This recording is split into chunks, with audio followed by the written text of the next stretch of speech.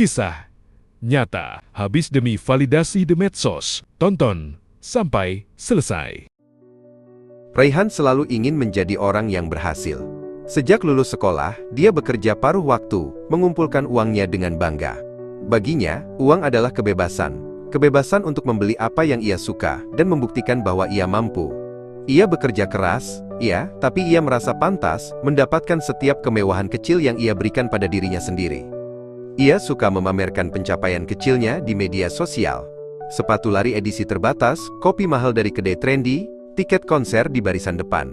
Semua orang melihatnya sebagai anak muda yang sukses dan punya. Dan Raihan suka perasaan itu, perasaan bahwa ia sedang menjalani hidup yang seharusnya. Cepat, seru, dan tanpa penyesalan. Tapi di balik layar, tepatnya di balik notifikasi bank dan tumpukan amplop di laci, ada kekacauan yang Raihan hindari.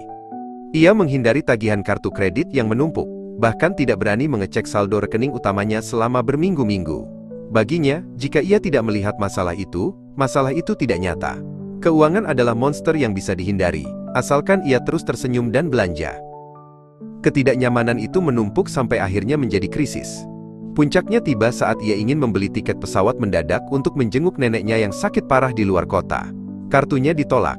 Bukan hanya itu, saat mencoba kartu lain, ia baru menyadari, ia tidak punya dana darurat sama sekali. 0. Uang yang ia kira ada, ternyata sudah dialokasikan untuk cicilan yang terlupakan.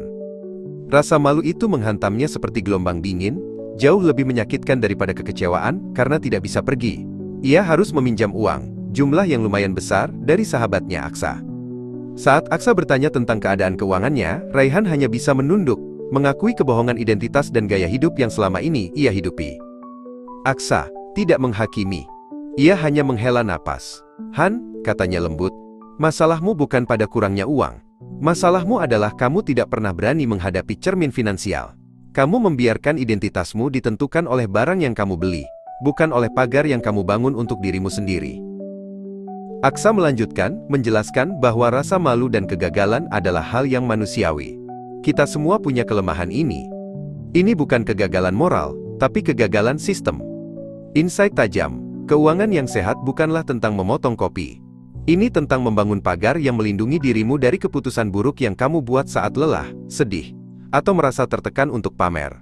Sistem itu menjaga, bukan menghukum. Berhenti mencari solusi cepat, Raihan. Fokus pada sistem.